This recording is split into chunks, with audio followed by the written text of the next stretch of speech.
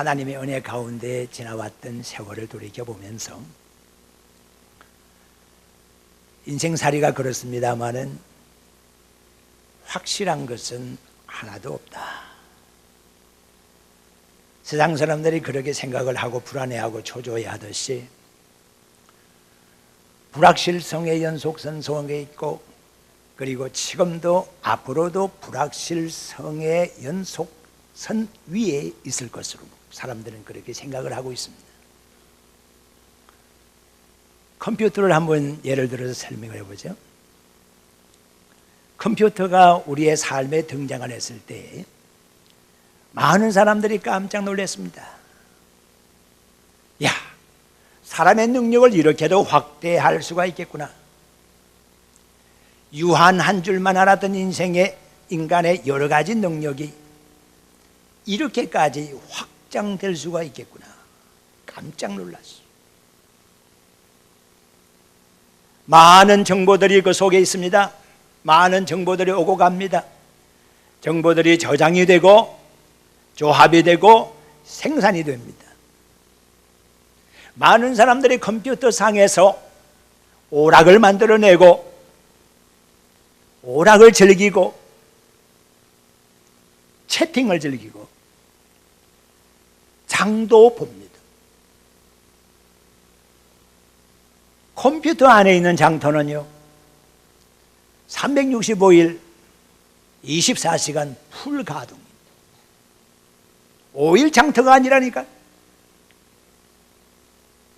언제든지 들어가기만 하면 장마당이 열려 있습니다. 거기서 내가 사고자 하는 것이 있으면 카트가 또 있네.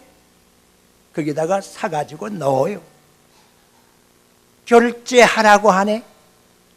결제하면 돼. 은행까지 갑니까? 은행까지 안 가요. 컴퓨터에서 온라인상으로 그냥 결제가 끝나버리는 거야. 인터넷 뱅킹으로 끝나는 거야. 세상에 이런 세상이 되었어요.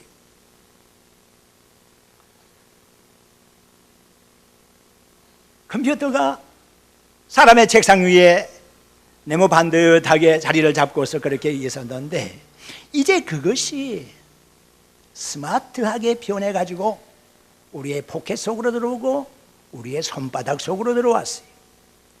핸드폰 하나면 다 되는 거예요. 그 크게 컴퓨터를 작동할 필요도 없고 컴퓨터 있는 대로 찾아갈 필요도 없고 내 손에 있는 핸드폰 하나 가지고서 컴퓨터 대용으로 쓸 수가 있다니까. 이런 스마트 시대가 되었어요. 기술이라고 말하는 테크놀로지, 지혜라고 말하는 소피아,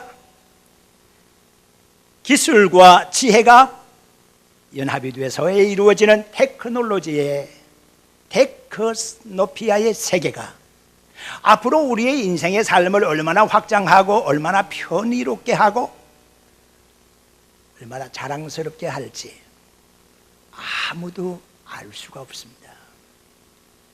사람이 생성된 것에 대해서는 창조론과 진화론이 서로 대립되어 있는 상황을 우리가 알고 있습니다. 그렇지만 기계의 기술의 그런 것에는 진화를 거듭하고 있다는 사실을 우리는 인정하지 않을 수가 없습니다.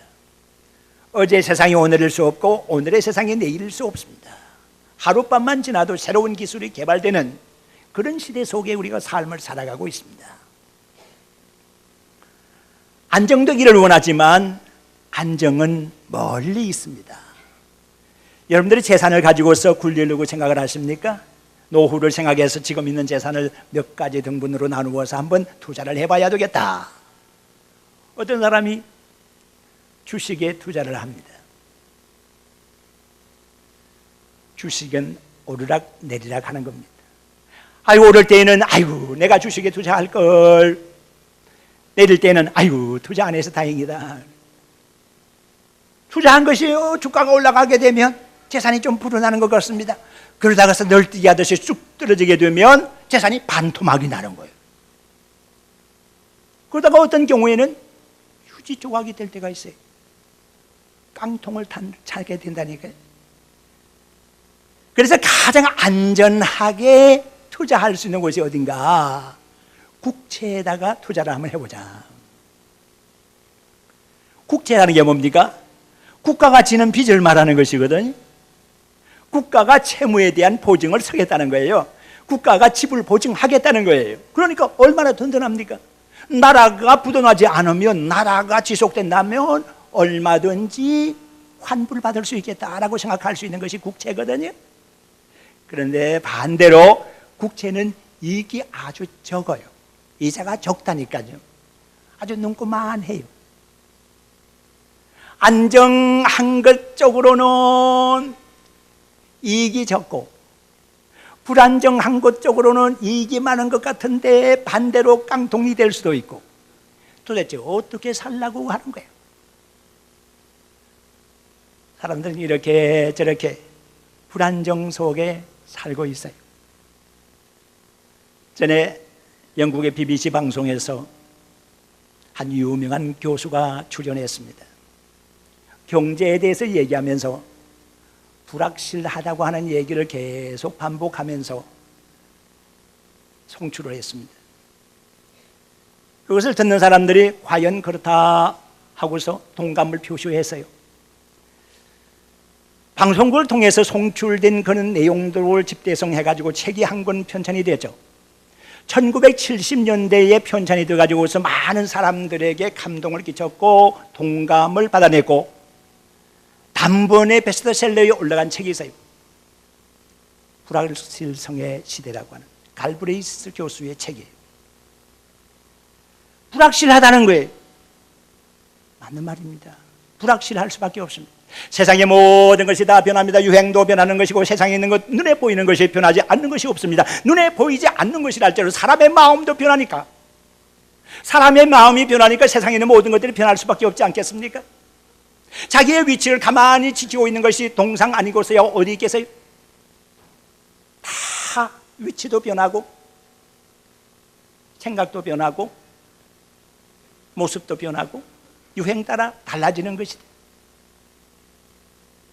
그런데 믿음의 성도 여러분, 변치 않는 것이 여기에 있습니다. 그리고 확실한 것이 여기에 있습니다. 어디입니까? 바로 교회입니다. 하나님의 진리의 말씀 속에 변치 않는 확실성이 있습니다. 하나님의 약속을 담고 있는 하나님의 말씀 속에는 전에나 오늘이나 내일이나 변치 않는 하나님의 약속이 여기에 있습니다. 여러분들이 이것을 믿습니까? 믿음의 성도 여러분, 확실한 믿음을 가지고 사시기를 바랍니다. 세상 사람들은 불확실하다고 말하고, 세상 사람들은 신뢰감이 떨어지고, 세상 사람들은 믿음의 삶을 무엇인가 이해를 못하지만은 하나님을 믿는 하나님의 사람들은 믿음이 어떤 것이라는 것을, 신뢰가 어떤 것이라는 것을, 소망이 어떤 것이라는 것을 우리가 확실하게 믿고 알고 그렇게 살아가고 있습니다. 우리의 삶의 기조는 탄탄함 위에 있다, 이렇게 말할 수가 있습니다. 우리가 부르는 찬송 301장이 있습니다. 그 301장의 찬송가는 사사오 데스사브로라는 사람이 작시했습니다. 여러분들이 찬송가 301장을 펴서 좌측 상단부에 보게 되면 T4451897이라고 기록된 것을 찾아 읽을 수가 있습니다. 그것은 작사한 사람의 명단이 거기에 올라가 있는 거예요. 사사오 데스사브로라는 사람이 1897년도에 작사한 것이 301장의 찬송입니다. 기독교가 처음에 일본에 들어갔을 때에 초교파적으로 선교 활동을 하고 있었던 사사오 데스사브로라는 사람이 있었습니다. 이분이 로마서 8장 28절의 말씀을 근거로 해서 지은 찬송입니다. 우리가 알거니와 주님을 사랑하는 자, 하나님을 사랑하는 자, 곧 그 뜻대로 부르심을 받은 자들에게는 모든 것이 합력하여 선을 이루느니라. 그 말씀을 기초로 해가지고서 이 찬송 가사가 쓰여진 거죠. 우리가 1절의 말씀 보게 되면 지금까지 지내온 것 주의 크신 은혜라 찬송하고 있습니다. 이것은 과거의 일을 더듬어 보면서 그렇게 찬송하는 것이죠.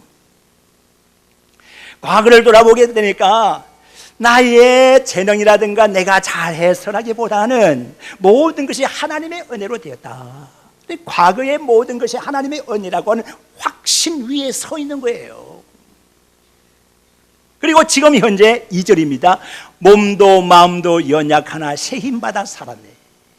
나의 몸도 나의 마음도 연약하고 자주 변하지만 하나님께서는 변치 않으시는 은혜와 사랑을 베풀어 주셔서 오늘도 이렇게 살아가고 있다. 너무 감사하고 너무 감격하다. 이렇게 표현하고 있는 거예요. 그리고 3절의 말씀을 찬양을 이렇게 보게 되면 주님 다시 배울 날이 날마다 가깝다고 찬양하고 있어요. 이것은 미래적인 거죠. 주님께서 다시 오셔서 우리를 만나게 될 때 나는 부끄럽지 않게 주님을 배울 날이 오겠다. 과거와 현재와 미래를 통틀어서 하나님의 은혜 가운데 사는 확신으로 이 찬송을 지었다. 이렇게 볼 수가 있어요. 믿음의 성도 여러분, 지금 여러분들이 살아가는 삶의 현장은 어떻습니까? 인양 이대로의 삶을, 인양 이대로의 걸음을 계속 살아서 마지막 순간까지 꼬린 지점까지 그대로 가도 괜찮습니까? 마지막 순간까지 살아가도 마지막 숨쉬는 순간에도 나는 후회 없이 인생을 살았다고 말할 수 있겠느냐 말이에요. 만약에 그렇지 못하다고 하면 지금 유턴해야 되지 않겠습니까? 송년주의를 맞이하게 되고 신년주의를 맞이하게 되는 이 사이가 유턴할 수 있는 기회입니다.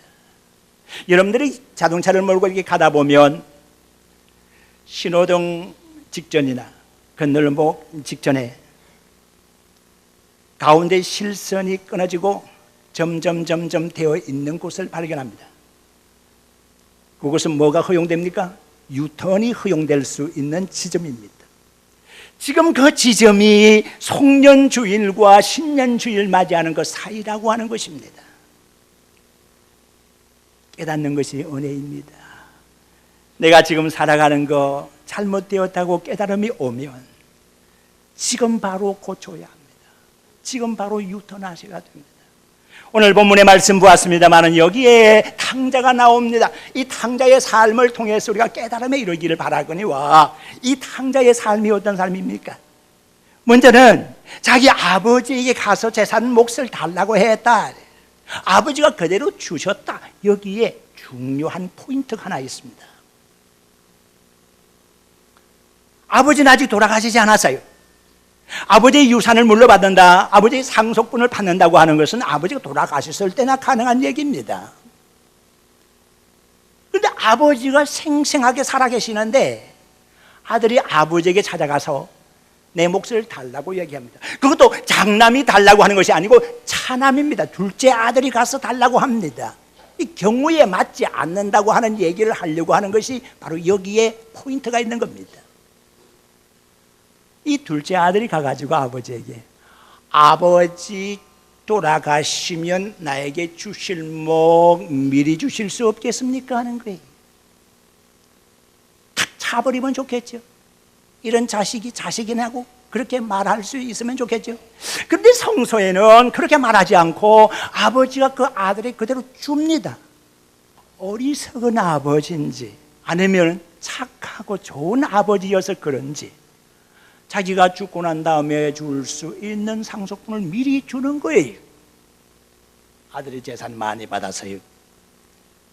그거 가지고 나아가서 허랑방탕했다는 내용이 나오잖아요. 그런데 아버지가 이 둘째 아들이 그렇게 할 줄을 몰랐을까? 아니야, 알았어요.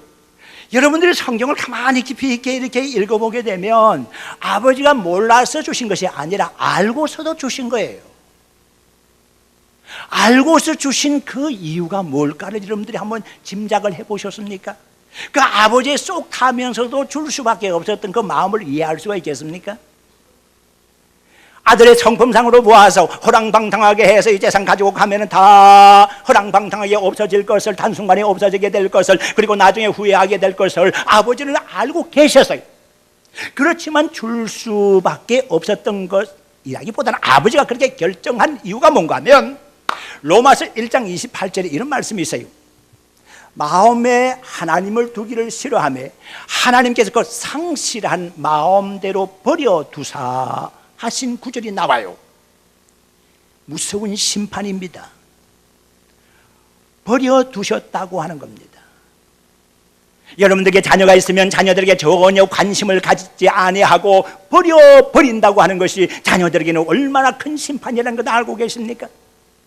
부부간의 관계도 그렇습니다. 남편은 아내에 대해서 지극한 관심을 가지는 것이 정상입니다.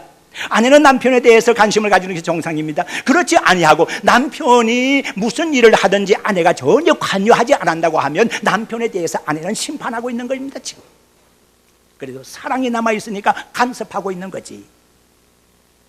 이 아버지는 자식이 달라고 함에 따라서 그대로 줘버립니다. 유기하는 겁니다. 자식을 버려버리는 겁니다. 안 된다. 너 이거 받아가서 어떻게 살려니? 나 아직 경험도 부족하지 않니? 너 성격상으로 이거 가져가면 단번에 다 써버릴 텐데 다시 생각하거라. 그렇게 하지를 않아요. 줘버려요. 버려버리는 거예요.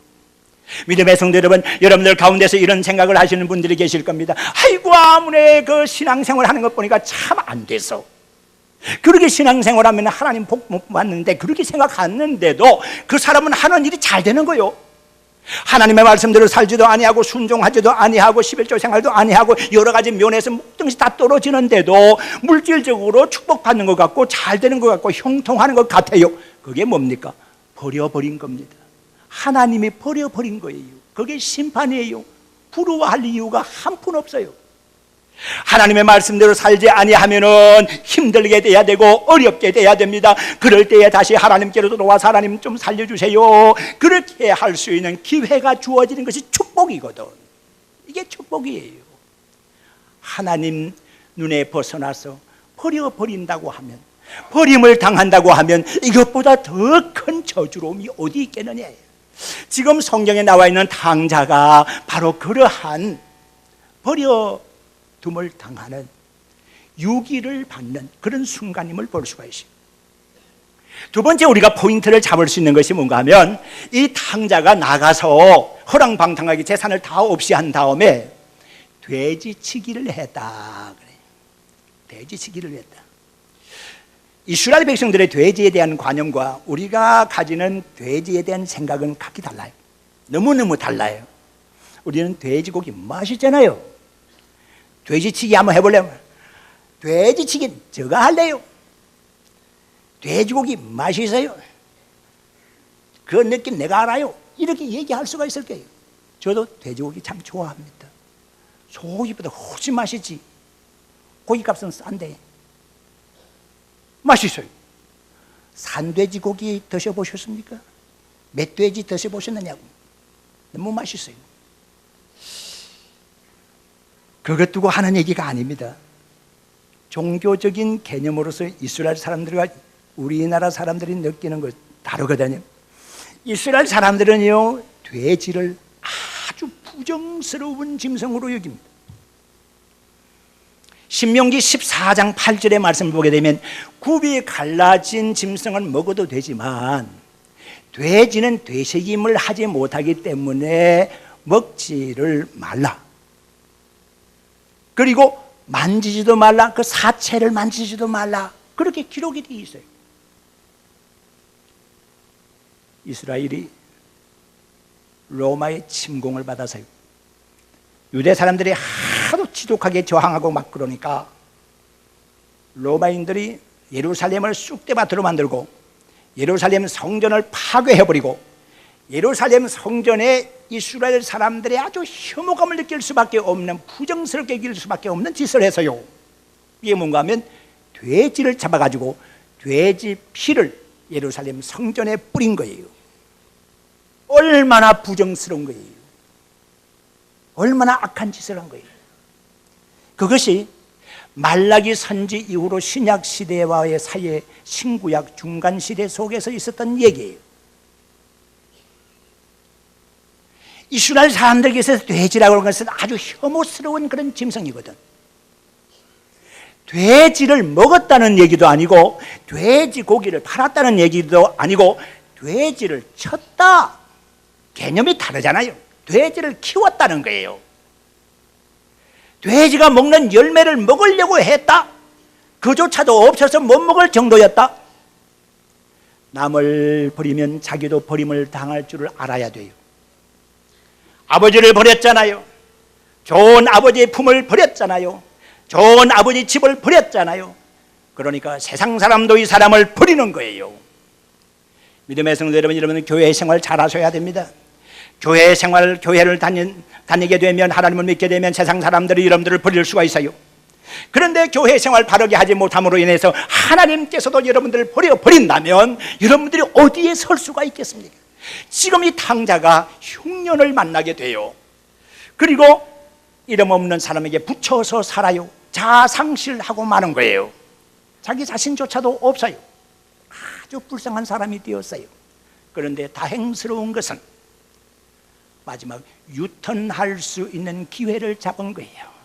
이 사람이 깨달았어요. 내 아버지 집에는 모든 것이 풍족한 일꾼들이 얼마나 많은가. 나는 이렇게 이국 땅에서 줄여 죽는구나. 속히 아버지 집으로 돌아가야 되겠다. 그런 생각, 그런 깨달음이 있음과 동시에 아버지께로 돌아갑니다. 나중에 아버지께서 하신 말씀 보시면, 내 아들 돌아왔으니까 잔치를 열어라. 내가 잃었다가 다시 찾았다. 내가 그의 생명을 죽었는데 다시 얻었다. 그러잖아요. 이 자식이 죽은 것이나 다를 바가 없었고 잃어버린 것이나 다를 바가 없었어요. 아버지께서 버려버렸던 자식이었거든. 다시 돌아왔어요. 새 생명 얻은 거예요. 다시 찾은 거예요. 그래서 잔치가 벌어진 거예요. 우리가 지금까지 몹쓸게 살았다고 하더라도 이 돌아갈 수 있는 유턴의 시점에 서 있어서 깨달음과 동시에 돌아가면 하나님께서 우리를 받아주실 줄로 믿습니다. 돌아가야 됩니다. 이쯤에서 돌아가시면 삽니다. 이쯤에서 돌아가시면 아버지께서 품을 여시고 우리를 맞아주실 줄로 믿습니다. 김상현 시인이 노루는 발을 벗어두고 라는 시를 썼는데 그 시 속에 이런 내용이 있어요. 까마득히 어렸을 때에는 누워서 별을 세고 조금 커서는 뜰하게 있는 꽃송이를 세웠는데 철이 많이 들어서는 돈을 세다가 늙어버렸다. 가슴 속에 꽃이 지고 꽃마저 잃어버리고 이제 나에게 남은 것은 가난뿐이라. 김상현 시인은 그렇게 탄식하고 있습니다. 혹시 우리가 살아가다가 내 마음속에 한 송이 꽃 같은 사랑마저 떨어져 버리고 시들어 버리고 내 마음속에 한 줄기 빛 같은 소망의 줄마저 끊어질까 싶어서 우리의 삶을 다시 정리하고 돈만 세다가 늙어가고 재산 축적하다 가면 신경 쓰고 하나님의 뜻이 무엇인지를 구별하지 못하고 살아가다가 패망할까 두려워서 하나님으로부터 버림받을까 두려워서 유기될까 두려워서 이쯤에서 돌아서는 것, 이것이 바로 송년주일에 우리가 깨달아야 할 부분. 믿음의 성도 여러분, 아무도 자기의 삶을 자신할 수는 없습니다. 내가 잘 살아왔는지 돌아보니 후회 막급할 뿐. 기도하는 장로님께서 눈물을 흘렸듯이 지금 이 순간 눈물 뿌림이 적당하지 않겠는지 우리의 삶을 돌이켜 주님 앞에 다시 서보고 유턴할 수 있는 시기에 유턴하여 주님 바라볼 수 있기를 주의 이름으로 축원합니다.